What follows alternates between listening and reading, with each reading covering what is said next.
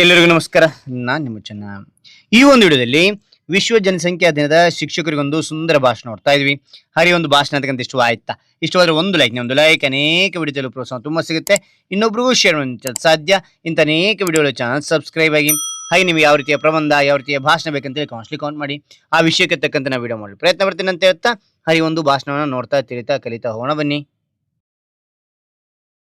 ವೇದಿಕೆಯ ಮೇಲಿರುವ ಗಣ್ಯರೇ, ಗೌರವಾನ್ವಿತ ಮುಖ್ಯೋಪಾಧ್ಯಾಯರೇ, ಸಹೋದ್ಯೋಗಿ ಶಿಕ್ಷಕರೇ ಮತ್ತು ನನ್ನ ಪ್ರೀತಿಯ ವಿದ್ಯಾರ್ಥಿಗಳೇ, ಎಲ್ಲರಿಗೂ ನನ್ನ ಹೃದಯಪೂರ್ವಕ ಶುಭ ಮುಂಚಾನೆ. ಇಂದು ಜುಲೈ ಎನ್ನೆಂದು ವಿಶ್ವ ಜನಸಂಖ್ಯಾ ದಿನ. ಈ ವಿಶೇಷ ದಿನದಂದು ಜನಸಂಖ್ಯೆಯ ಬೆಳವಣಿಗೆ, ಅದರಿಂದ ಉಂಟಾಗುವ ಸವಾಲುಗಳು ಹಾಗೂ ನಮ್ಮ ಜವಾಬ್ದಾರಿಗಳ ಕುರಿತು ನಿಮ್ಮೊಂದಿಗೆ ಕೆಲವು ಮಹತ್ವದ ವಿಷಯಗಳನ್ನು ಹಂಚಿಕೊಳ್ಳಲು ನಾನು ಬಯಸ್ತೇನೆ. ಮಕ್ಕಳೇ, ನಮ್ಮ ಜಗತ್ತಿನ ಜನಸಂಖ್ಯೆಯು 1987ರ ಜುಲೈ 11ರಂದು 500 ಕೋಟಿಯನ್ನು ತಲುಪಿತು. ಈ ವೇಗದ ಜನಸಂಖ್ಯೆಯ ಬೆಳವಣಿಗೆಯನ್ನು ಗಮನಿಸಿದ ವಿಶ್ವಸಂಸ್ಥೆಯು ಜನಸಂಖ್ಯೆಗೆ ಸಂಬಂಧಿಸಿದ ಸಮಸ್ಯೆಗಳು ಮತ್ತು ಸವಾಲುಗಳ ಬಗ್ಗೆ ಜನರಲ್ಲಿ ಜಾಗೃತಿ ಮೂಡಿಸಲು 1989ರಲ್ಲಿ ವಿಶ್ವ ಜನಸಂಖ್ಯಾ ದಿನವನ್ನು ಆಚರಿಸಲು ನಿರ್ಧರಿಸಿತು. ಅಂದಿನಿಂದ ಪ್ರತಿ ವರ್ಷ ಜುಲೈ 11ರಂದು ವಿಶ್ವದಾದ್ಯಂತ ಈ ದಿನವನ್ನು ಆಚರಿಸಲಾಗುತ್ತಿದೆ. ಪ್ರಸ್ತುತ ಜಾಗತಿಕ ಜನಸಂಖ್ಯೆಯು 830 ಕೋಟಿಗೂ ಅಧಿಕವಾಗಿದೆ. ನಮ್ಮ ಭಾರತವು ಇಂದು ವಿಶ್ವದಲ್ಲಿ ಅತಿ ಹೆಚ್ಚು ಜನಸಂಖ್ಯೆ ಹೊಂದಿರುವ ದೇಶವಾಗಿ ಹೊರಹೊಮ್ಮಿದೆ. ಹೆಚ್ಚುತ್ತಿರುವ ಜನಸಂಖ್ಯೆಯು ಒಂದು ಕಡೆ ಮಾನವ ಸಂಪನ್ಮೂಲವಾಗಿದ್ದರೆ ಮತ್ತೊಂದು ಕಡೆ ಅನೇಕ ಸವಾಲುಗಳಿಗೂ ಕಾರಣವಾಗುತ್ತಿದೆ. ವಿಶ್ವ ಮತ್ತು ಭಾರತದ ಜನಸಂಖ್ಯೆಯ ಚಿತ್ರಣವನ್ನು ತಿಳಿದ ನಾವು ನಮ್ಮ ಹೆಮ್ಮೆಯ ಕರ್ನಾಟಕದ ಜನಸಂಖ್ಯೆಯ ಬಗ್ಗೆಯೂ ತಿಳಿದುಕೊಳ್ಬೇಕು. ತಜ್ಞರ ಅಂದಾಜಿನ ಪ್ರಕಾರ ಪ್ರಸ್ತುತ ಕರ್ನಾಟಕದ ಜನಸಂಖ್ಯೆಯು ಸುಮಾರು 6.91 ಕೋಟಿಯಷ್ಟಿದೆ. ಜನಸಂಖ್ಯೆಯ ದೃಷ್ಟಿಯಿಂದ ಕರ್ನಾಟಕವು ಭಾರತದಲ್ಲೇ 9ನೇ ಅತಿ ದೊಡ್ಡ ರಾಜ್ಯವಾಗಿದೆ. ನಮ್ಮ ರಾಜ್ಯದ ಜನಸಂಖ್ಯೆಯು ಇಡೀ ಯುನೈಟೆಡ್ ಕಿಂಗ್ಡಮ್ ದೇಶದ ಜನಸಂಖ್ಯೆಗೆ ಸಮಾನವಾಗಿದೆ ಎಂದರೆ ನಮ್ಮ ರಾಜ್ಯದಲ್ಲಿ ಎಷ್ಟು ಜನರಿದ್ದಾರೆ ಎಂಬುದನ್ನು ಊಹಿಸಬಹುದು. ನಮ್ಮ ರಾಜಧಾನಿಯಾದ ಬೆಂಗಳೂರಿನಲ್ಲಿ 1.5 ಕೋಟಿಗೂ ಹೆಚ್ಚು ಜನರು ವಾಸಿಸುತ್ತಿದ್ದಾರೆ.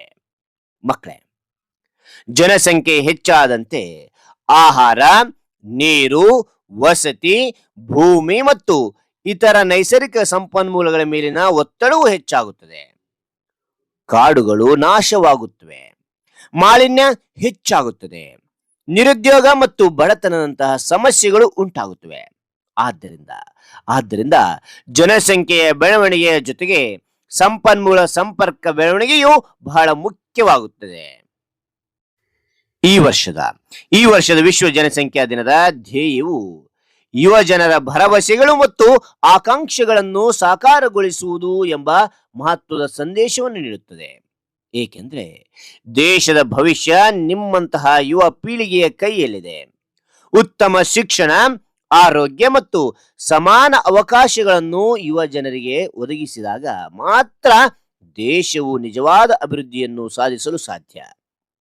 ಜನಸಂಖ್ಯೆಯ ನಿಯಂತ್ರಣವು ಎಂದರೆ ಕೇವಲ ಜನರ ಸಂಖ್ಯೆಯನ್ನು ಕಡಿಮೆ ಮಾಡುವುದು ಮಾತ್ರವಲ್ಲ, ಪ್ರತಿಯೊಬ್ಬರಿಗೂ ಉತ್ತಮ ಶಿಕ್ಷಣ, ಆರೋಗ್ಯ, ಉದ್ಯೋಗ ಮತ್ತು ಸಮಾನ ಅವಕಾಶಗಳನ್ನು ಒದಗಿಸುವುದೇ ಇದರ ನಿಜವಾದ ಉದ್ದೇಶವಾಗಿದೆ. ಕೊನೆಯದಾಗಿ ಹೇಳುವುದಾದರೆ, ದೇಶದ ಜವಾಬ್ದಾರಿಯುತ ಪ್ರಜೆಗಳಾಗಿ ನಾವು ನೀರನ್ನು ವ್ಯರ್ಥ ಮಾಡಬಾರದು, ಪರಿಸರವನ್ನು ರಕ್ಷಿಸಬೇಕು ಮತ್ತು ನೈಸರ್ಗಿಕ ಸಂಪನ್ಮೂಲಗಳನ್ನು ನಿಯಮಿತವಾಗಿ ಬಳಸಬೇಕು. ವಿದ್ಯಾರ್ಥಿಗಳಾದ ನೀವು ಉತ್ತಮ ಶಿಕ್ಷಣ ಪಡೆದು ಜವಾಬ್ದಾರಿಯುತ ನಾಯಕರಾಗಿ ಬೆಳೆದು ದೇಶದ ಅಭಿವೃದ್ಧಿಗೆ ನಿಮ್ಮ ಅಮೂಲ್ಯ ಕೊಡುಗೆಯನ್ನು ನೀಡಬೇಕು. ಜನಸಂಖ್ಯೆ ಹೆಚ್ಚಾದರೆ ಸಮಸ್ಯೆಗಳು ಹೆಚ್ಚಾಗುತ್ತವೆ. ಜಾಗೃತಿ ವಹಿಸೋಣ. ಉತ್ತಮ ಭವಿಷ್ಯಕ್ಕಾಗಿ ಇಂದೇ ಜವಾಬ್ದಾರಿಯಿಂದ ನಡೆದುಕೊಳ್ಳೋಣ ಎಂದು ತಿಳಿಸುತ್ತಾ ಇಷ್ಟು ಮಾತನಾಡಲು ಅವಕಾಶ ಮಾಡಿಕೊಟ್ಟ ಎಲ್ಲರಿಗೂ ನನ್ನ ಹೃದಯಪೂರ್ವಕ ಧನ್ಯವಾದಗಳು. ಜೈ ಹಿಂದ್, ಜೈ ಕರ್ನಾಟಕ ಮಾತೆ. ಹಾಗಾದ್ರೆ ಈ ಒಂದು ಮಾಹಿತಿ ಅಂತ ಇಷ್ಟವಾದ ಒಂದು ಲೈಕ್ ಅನೇಕ ವಿಡಿಯೋ ಪ್ರೋತ್ಸಾಹ ತುಂಬಾ ಸಿಗುತ್ತೆ. ಇನ್ನೊಬ್ರಿಗೂ ಶೇರ್ ಮಾಡಿ ಸಾಧ್ಯ. ಇಂತ ಅನೇಕ ವಿಡಿಯೋಗಳು ಚಾನಲ್ ಸಬ್ಸ್ಕ್ರೈಬ್ ಆಗಿ ಮತ್ತೊಂದು ಹೊಸ ವಿಷಯದೊಂದಿಗೆ ಮತ್ತೊಂದು ಹೊಸ ವಿಡಿಯೋದಿಂದ ಭೇಟಿ ಆಗ್ತಾನೆ. Thank you for watching. Bye.